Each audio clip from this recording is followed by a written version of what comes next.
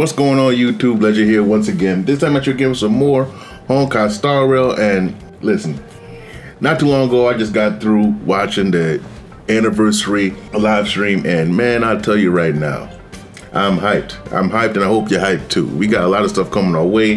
They're giving us all kinds of rewards. 30 wishes, 30!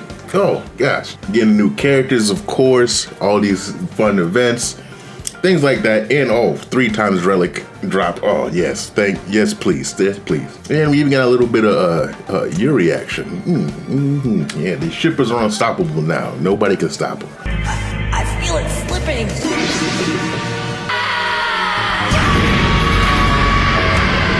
But I wanted to get down to business, all right? And I need to talk about Acheron, because I've been itching to talk about Acheron, you know? And we've gotten some info on her and her kit, and I do believe that we have enough info to go on to try and make some solid teams for her. So that's what we're gonna do. We're gonna talk about good teams to use for Acheron, because I know that a lot of people are paying to get her, and they wanna know who's going to be her best teammates and what kind of teams you can build for her, okay? Now, first off, we're going to start about talking about her best synergies. So now, if you excuse me, I might be talking a little fast, but my throat is acting up, so I'm constantly coughing and clearing my throat and stuff, so I'm trying to get as much words out as possible before I start going to a coughing fit. I'll try to edit them all out. But I want to start off when talking about her synergies by first talking about her best friend, okay? Her best friend is Pela, as of right now. I do strongly believe that sometime in the future we're going to get a limited character that's going to be Acheron's best friend, but I have no idea who that character could be. I don't know any leaks about it or anything like that. But I strongly believe that a new character will come out to be Acheron's best friend. But until that day comes, her best friend is Pela. Pela with Pearls of Sweat, to be exact. And even better if she has her E4, right? Now, why do I say all that? Well, Pearls of Sweat is pretty obvious right here, right? Because whenever she touches the enemy, she can apply the debuff that is Pearls of Sweat. Your Pela should be having a lot of EHR, so it shouldn't be any issue when it comes to planting that. So, and also too, obviously with her burst, she's able to apply the debuff to all the enemies. And even then, there's some times, like say you apply a debuff to all enemies, and now Pearls of Sweat and her burst defense is down, you still want to be able to plant a debuff, because as we know, Acheron wants debuffs to constantly be planted on the enemy. Meaning that the way to go for her is having the healer units who can plant these debuffs. Let's say you do have the debuff on her, well, E4 comes into play, because you can use her E to plant another debuff, right? So every single time Pela goes, she can apply a debuff and get Acheron closer to her burst. Because as I just described in the live stream, Acheron doesn't use energy. She doesn't use regular energy. She wants to get debuffs on the enemy, and whatever way you can get debuff on the enemy will stack her burst. Pela being able to do all these debuffs that she can is fantastic. And of course, the faster the Pela, the better. That is why she is her best friend. On most teams that you put her on, you're gonna want Pela on there alongside her. So that is that. Plus, Acheron is going to be skilling a lot, because that's how she also gets stacks. So if we really do the math here, every 2 rotations, as long as you do your setups correctly, you can get Acheron's burst out consistently all the time. That's why the importance of having debuffers on her team is great, right? Now, I'd say her second best friend right now is Silverwolf. Silverwolf, right? I mean, unless you have E1 Black Swan, but we'll get there. Silverwolf, no matter what she does, no matter what kind of like when you put on her, every time she touches the enemy is getting debuffed. That's just how it is, right? As long as you have enough EH on her, every single time she touches the enemy, they will get debuffed all the time. And that's fantastic. That's fantastic. And also, she's shredding defense too. So her and Pela together can honestly give enemies 100% defense reduction, which is fantastic. I mean, you want your Silverwolf faster than mine, of course, but you know, you can get what you get. But yeah, for Silverwolf, she's shredding down defense. She's able to plant debuffs. Same idea when it comes to Pela. Now, I know when it comes to Silverwolf, she is single target based. So that can be a detriment, which is another reason why I feel that another unit could be coming that could be Acheron's best friend. But even then, you can just focus her attention on whatever the elite is when it comes to the mob, right? Or the strongest enemy, or so on and so forth. But otherwise, she is great. She does a fantastic job. And then, I did briefly mention Black Swan. Black Swan, whether she's E0 or E1, is a great pick because she does debuff in an AoE or blast attack when it comes to her defense reduction, right? Her E1 allows her to also take down elemental res, which in turn will be lightning res. And yeah, just make her fantastic when it comes to that, right? And also she's going to be applying her own damage on top of that, so let's not discount that. And every time she touches the enemy, she also debuffs too, whether she's planting her Arcana, planting her defense shred, planting Epiphany, whatever she's doing, she is a debuff machine, and she's going to be a great pick when it comes to putting her with Acheron. I mean, of course, she does go better with Kafka, but there you go, right? Now, another pick that I do want to mention is going to be Gwyneth, right? Gwyneth isn't going to be as good as the other Nihility units that I mentioned, but she does do a decent job. She applies her burn, she applies her Fire Kiss, which takes down enemy vulnerabilities, so she does allow Acheron to do more damage. So this is a fantastic thing right here. Oh, and also too, I want to talk about Welt. Welt is kind of a special case here because Welt by himself isn't that great compared to someone like Silverwolf or Pella or so on and so forth, right? In terms of allowing Acheron to do more damage. But if you use him smartly, then you may be able to pull something off. Because Welt, in some ways, can be used as somewhat of a sustain unit. He slows enemies like no tomorrow, and his burst also just completely just stops enemies in their tracks, even if they're in the middle of their turn. Let's say in a situation where let's say you really want to have at least 2 Nihility units on the team with Acheron, right? Because you want to maximize those debuffs, right? And who knows, maybe there could be other advantages to doing so. Who knows? But let's say you do that, right? Welt is a Nihility unit, then you have another Nihility, let's say you have Pella, and then that leaves up a slot for you to put in a Harmony unit like Ron May or Sparkle. And speaking of which, Ron May does plant debuffs and she increases weakness break efficiency, which Acheron, when she's doing her burst, does not care about elements. So that is going to be a phenomenal duel right there if you can fit Ron May on the team, right? Although you want to prioritize Nihility units, if you can't do that, well, it kind of opens up that door in case you don't want to spend a bunch of money, but who knows what I could mean by that. And then Sparkle allows Acheron to go more and more times. You could put an attack boot on her. She has her own advantages, which is fantastic also. You love to see it. So Welt is a great unit to think about when it comes to that, but not everybody can survive with Welt as a sustain, but it is possible. So that is something to keep in mind. But as I was saying earlier, Harmony units, these Harmony units, right, like Ron May and Sparkle, they are hot commodities, right?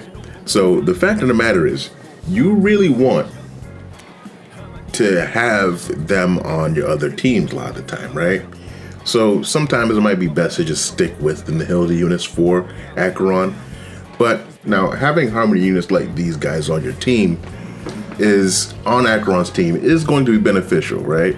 Might be just as good as having a couple of Nihilities on your team and just foregoing the one. But I would say it's best to stick with your Nihility units unless you're like in a similar universe or something like that. But yeah, but that's kind of my thoughts when it comes to that. So you want to prioritize debuffers on the team, but if you stray from that, she won't be unplayable if you stray from that. I'll just say that, all right? And especially if you have like Eidolons on these guys, then it might even be still higher damage, right? But it all depends. It all depends on what you got. So that's the idea when it comes to that and her synergies, right? And of course, and then there's going to be some anti-synergies like someone like Hua Hua, who gives energy, or Ting Yun that gives energy. I mean, they both give attack too, but their energy supply is a big part of their kit, so that'd kind of be a waste. Comes to Kafka, she doesn't really do anything besides apply debuffs to help Acheron deal more damage. So I wouldn't say this is much of a synergy, unless you're doing something like Pure Fiction, where it doesn't really matter that you're doing big damage.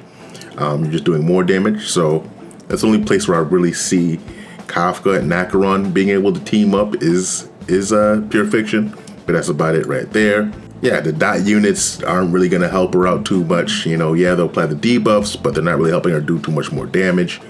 So that's the thing. Luca's single target, and Sampo helps out with dot vulnerability. So that's not a good thing either. Yukong, yeah. But I want to talk about a couple sustains though. Now, the first sustain I want to talk about is Japard. Japard is going to be a great sustain for her. One of the main reasons being this Lycon right here, Trend of the Universal Market.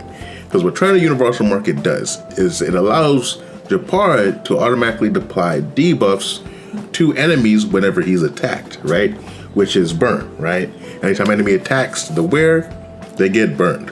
That is quite fantastic. That is phenomenal. That is a great thing. So that is going to be another way you can have all three characters outside of Acheron applying debuffs to the enemy, allowing Acheron to pop off her burst like no tomorrow, which is going to be great.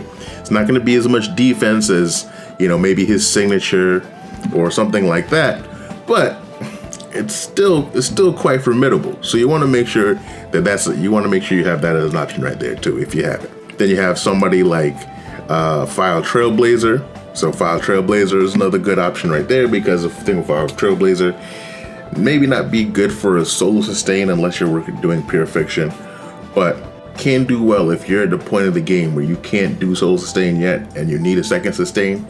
Well, you can have Trailblazer on with Trend of Universal Market, and also Breaking, because Breaking also counts as debuffs. And then you can have another sustain doing whatever they do to keep you alive, right? So that is another good option right there for a second sustain. If you still have to do that. And of course, Fu Xuan is great because she gives crit rate, she gives damage bonus. Wait, did she give damage bonus, or Lycon that gives damage bonus? Yeah, so Lycon that gives damage bonus. Sorry about that. But Fu Xuan is going to be a great pick for the sustain, right? And then Loach is also a great pick for sustain because of how SP positive he is, and his AoE burst, like Fu Xuan, can also cause breaks, which would result in debuffs too. And his SP efficiency allows Acheron to keep spamming her skill like no tomorrow, all right? So those are some synergies when it comes to that, right? And from there, you can kind of put together what teams you want to use based on her synergies. So let's try and put some of those together, shall we? So let's pretend Jin Yuan right here is Acheron, right? Because that's who she's power creeping. But anyway, let's pretend Jin Yuan is Acheron, and this, I believe, is going to be, let's put Fu Xuan in here actually. This, I believe, is going to be her best team, right? Upon release. I think this is going to be her bread and butter team right here, unless you have E1 Black Swan, right? Now, this is fantastic right here. This is going to get the job done. You got all kinds of debuffs coming from Pella and Silver Wolf. You got some crit rate and some breaks from Fu Xuan. And then you have Acheron popping off all the time, dealing massive amounts of damage, right?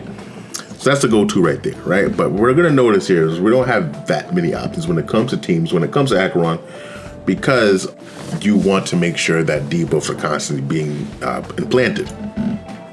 Because if you can't implant debuffs, you know, it's just taking her way too long to get her ult up, and that's not good, because that's where chances are that's where a majority of her damage is going to come from. You can also, of course, put someone like Black Swan in there, of course, right? Or you can put someone like Gwyneth in there, right? You can do that. You can even do the team where I was talking about, where you have Welt as sustain, and then now you can fit someone like Ron May in the team. And now you're good to go there, and you're going to be doing massive amounts of damage with that. You know, You do have some options, even though you don't have as much options as some of the other DPSs in the game. But it is something to consider, right? Acheron is somebody that I would choose to put in like double DPS comps or anything like that. She is a hyper carry. You want everybody focused around buffing up Acheron, right? So that's what you do. Or maybe not buffing up Acheron, but allowing Acheron to do as much damage as possible. That's really when it comes to the teams, when it comes to her, right? Like I was saying before, when it comes to using harmony units with her, unless you're either foregoing sustain or using well as a sustain, or if you're just in a simulated universe, I do think you want to forego harmony units on her teams in order to maximize the damage and also allow your other teams to flourish when it comes to they can use whatever harmony unit that they want, which is a great thing. You know, it gives your account versatility, not so much her teams are versatile. Okay, let me know what you guys think. Is there any teams that you guys are thinking about using that maybe I didn't consider or that I didn't mention there? Leave your comments in the, down below. If you have any questions when it comes to building teams with her, I'll answer to the best of my ability. Of course, I can't answer questions when it comes to specific like Eidolon, so on and so forth. But you know, maybe somebody else can answer them for you in the comments. So that's that too. I won't restrict anybody from doing that. And like the video if you like the content that I do give you, and subscribe to the channel so you get more content like this. And with that, I end it here. Legend out.